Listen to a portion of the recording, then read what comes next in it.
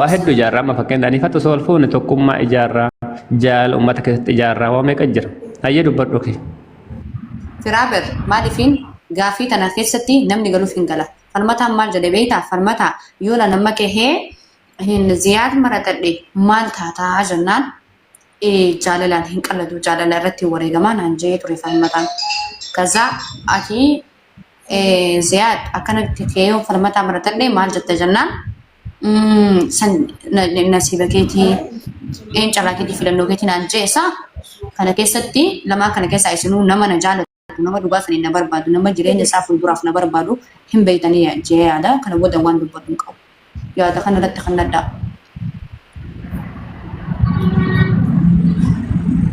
لبي واتك دبچو لندا دبل اني اما سرا اك فلمتان انا كجيبو توقف انا دغفت مالي فتي جي فلمتان دغفت شو ولا مليتي كويس ستيما إن جاللاني إن هذا كذا كويس نسي في أكتي فرمتان دوغاني أكتي سرنا جالت ودنا به فرمت أكنا كنا أنا جاللاني قالوا جاللا رتي وريجا ماجي كذا أتي أنسيغا فنان سنيرين كنترا بيتين كان في يوم دنديسا نبى في تجارة شو دنديسا سمعك كيتي سيد بيسوس ركيسون عندنا تنافر سا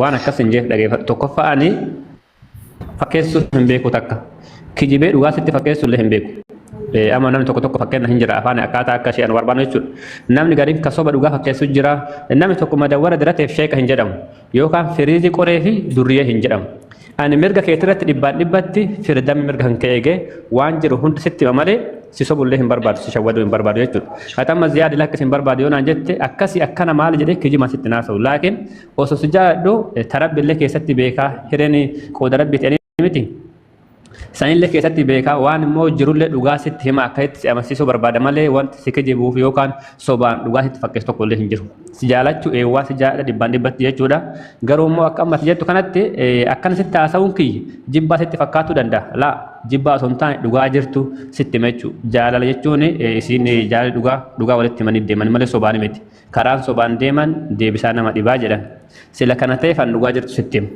مالي وكان هنجرو جيبا سيت فكاتو دنداي مي عرفات واسي قافت دومان فالماتا كان اندورا ولا بيكتانيتي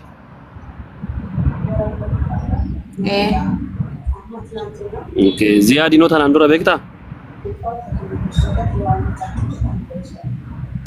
بيكو زيادي يرو جلقباتي فولار كتاني جچودا يا اننا بيكو دنداغرو اوكي زيادة كان فالمتن تنندر أكس جالتو في جالة لغا كسيف قبو ست منجرة إني لين أكما إساءة تدورا نجالة تري دمو إذا جزء كسرت ياسو وان قال دين نفكاتي إني لين قصد مرة تكنا لغا سجالة أبوا كبدو سيف قبا يعني برهاسو نمني لرافاسو في هاسو نمني سيريسي هاسو بهم بيتا أكنا متكاتي تكونوا فرابر نجرا هين صبين خا يو لغات تفيدو بنزني ردولا تقريبيتا بكدلغا جرا كنا جي عاشي بري اوكي أما سي قلبي مال سيادة جرتي واني أدوم بيقواني على كل حال اللي في جفير رابو قامتنا مالف نتي لغا ما بقى ما جتو بكخيا خنا تبوي مي فكنيا أما دبي أرجوتين جرا يا ده إنسان كنا نرى لو مرة بيودبني يا ده إنسان يا ده كنا نرى دبي تفرمتا تنادو تكو كنا فرته ما ألف جنان ilmo namni tokko jaalallee isaa yoo khabiratti heerumtu taate ofii wareega yaa sa walala kanaafuu an jaalalatti nan wareegama jechi yoo kun qofti anaaf gahaadha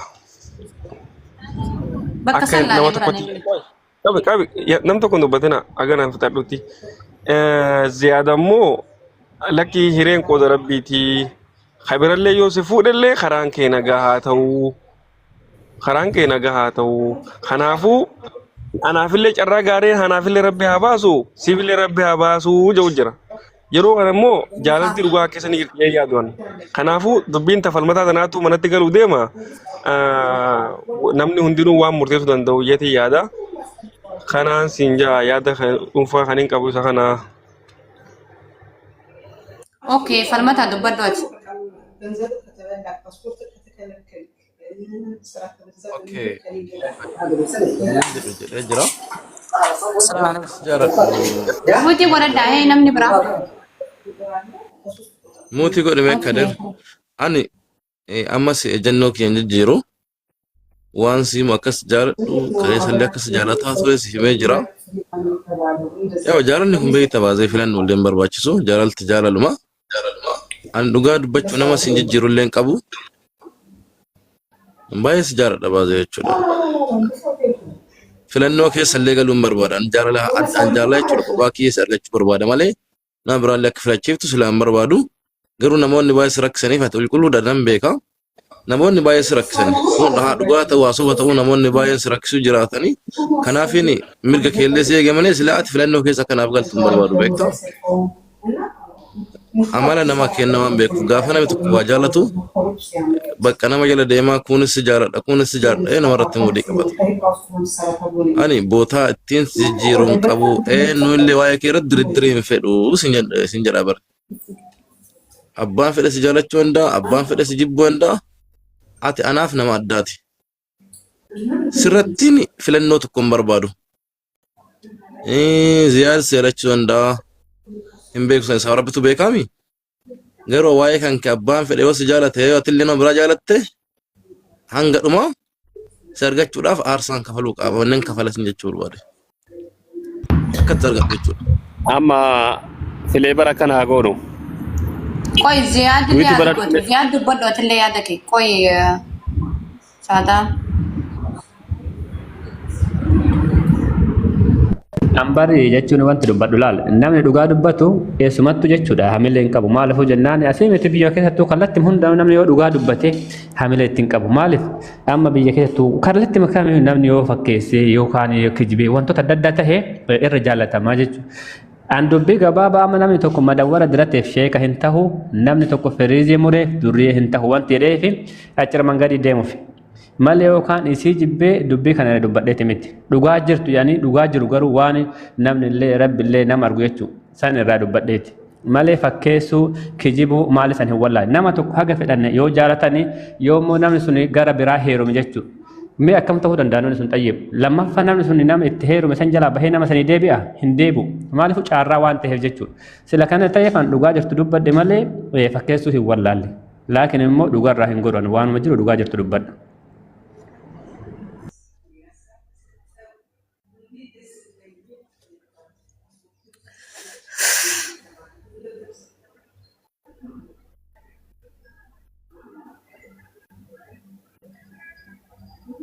Okay. Saadaan. Saadaan dubbadhu mee? Amma akkana goonu filee bara. Hin ciifti dirri mul'ataa jetti Oromoo wayitaman maaktu. Amma falmataa fi Ziyaadiin wanni isin hin jedhu yoo jiraate isin lamaan nu hundi kennaa obboleeyyanii isinis obboleeyyanii asirratti ebaluu akkanaaf akkana wal gooteen boru isiniifillee gaarii hin ta'uti. Amma dubbii ilma namaa yoo dubbanne walumaa galatti Ziyaadiin falmataa jalaa hafi jenna. Culullilleen tama dura buutetu ija fudhata. Erga si dura nama ishii jaallatu ta'e erga isiilleen afaan baate sa'aatii kanatti wanta ishiin jechuu dhagaa jirti gatii ta'eef hagana caala walitti dabartanii waa waliin jechuu osoo keessa osoo seenuu osoo hin taane Ziyaadiin yoo qara rabbii walitti riskii isinii lallabe arafattan teeti. Yookaanii takka homaa ati jaalachuu miti waan fedhe taateef saniif homaa waan dhufu hin jiru. Gatii kana ta'eef falmataa jalaa zoor jedhi jedhaan akka nam tokkotti akka riyaa keetiitti akka nama ilmaan Oromoo tokkootitti falmataa jalaa gorii siin jechuun asumatti dhaamsa kee xumuradha Ziyaad. Homa fedhallee yoo ta'e garaan jaalalaa garuu nin beeka mara beekus baadhu mara hin wallaalu. Kanaaf akkana siin jedhaa biibii kiyyaan. Hagana caala dabartee osoo waallee dubbachuu baatte natti tola.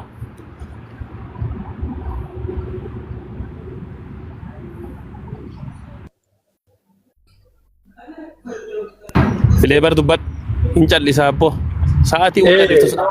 Lakki yoo yaada namni kan jiraate jeetiin dhaggeeffadhe dhugaadha akkuma amma jettan dubbiin tanuma maaliif dubartii takka nama kumaa jaalataa kan fuudhu takkittuma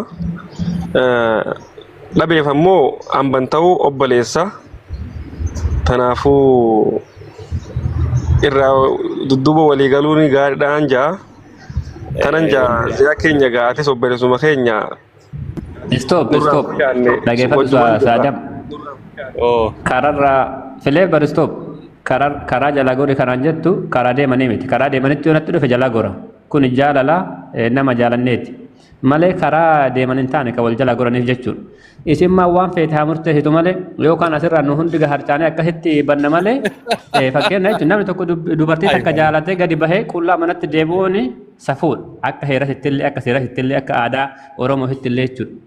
Kana waan ta'eef isin maal laayifii kanaan dhaa'uun gooti malee ani kararraa jalaa gori inni kararratti deemanatti hin dhufne osoo kararra deemanatti dhufe jalaa gora akka ajaa'iba kanatti asiin immoo tuni dubbee waan fakkaattu miti waan taatullee miti. Waan jaarsi jee dhageete ammoo jaarsa dubbatu jira maaliif jennaan mucaan kun ati har'a dhuftee mucaan kun kaleessa siin anumaa wajji ture dhuguma rabbi yoo dubbanne bakka irratti wareegamaa arsaan kaffalaa waan kaffaluu ta'u jee jira.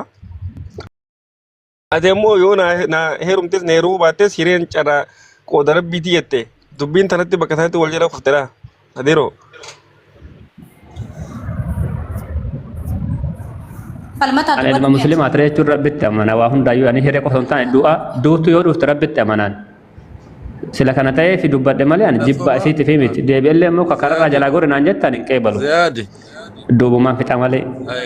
Warri jecha asirratti dhaabattanii waan baay'ee dubbattan illee galatooma ulfaadhaa sin jaaladhaa sin kabajaa hunda keessaniyyuu ziyaadillee atillee obboleessa kiyyaa sin kabajaa garuu ziyaad dhiifama naa godhi otoo nu yela haftee otoo na yela dhaabbattee natti tolaa akkanuma tokkootti kabajaadhaan si gaafataa jira atillee hiree qabda waan ta'eef hiree keenya wal deemtee hin qabin dhiifama wajjin ani sinan jaaladhaa ati jaalachuu dandeettaa bareeda dhibbatu jaalataa kan fuudhu nama tokkodha oromoon gaafama maaku sida kana ta'eef atillee jaalachuu dandeettaa sira laallamu kana waan ta'eef xiqqoo toona ilaafti natti tolu obboleessu kiyya si kabajaadhaan si gaafataa jira.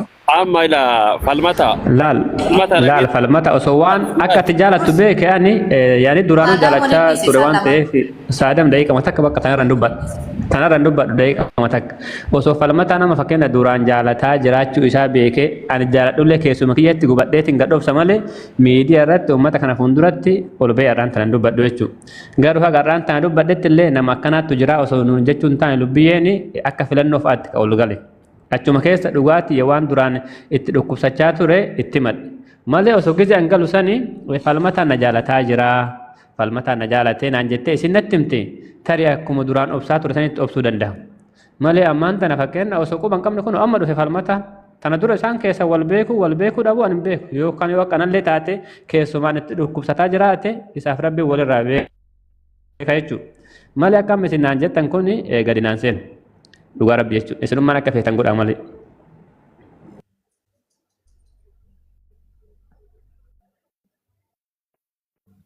Maaltu jira beektaa ziyaad isiilleen baasoo isiilleen darabina. Isiin baasoo nama kana hundaayyuu namni nama akka nama tokkootti nama yaadullee hin jira beektaa. Nama si jaaladha jette si jaaladha sin jedhe baasee waan gootu hin jiru. Tasgabbeessitee ofirra geessita malee isin jibbaa humna arrabsuu humna waan tokko ofirra geessuu hin danda'an. Jechuun kan keellee sirriidha. Isiilleen hin beekte eenyu akka irra jaallatu akkanatti wachi ilaaltee jechoota lama sadii irraan beekuu dandeessi. Haa ta'u ati jaalachuu dandeetta. Sarara siif rabbi waliin beeka malee namni keessa kan kee beeku hin jiru jechuudha. Kana waan ta'eef. Falmata ati safuu Oromoon beektamiti. Yaa nan beeka. Dhagaye safuu Oromoon beektami. Yaa. Kanaafuu namni tokko dubartii takka jaalattee yoo gadi bahee akkuma aadaatti jechuudha. Qullaa manatti deebi'uun hin jira. Osoo dubartiin sun waan fe'ee taate safuudha manatti hin deebi'an.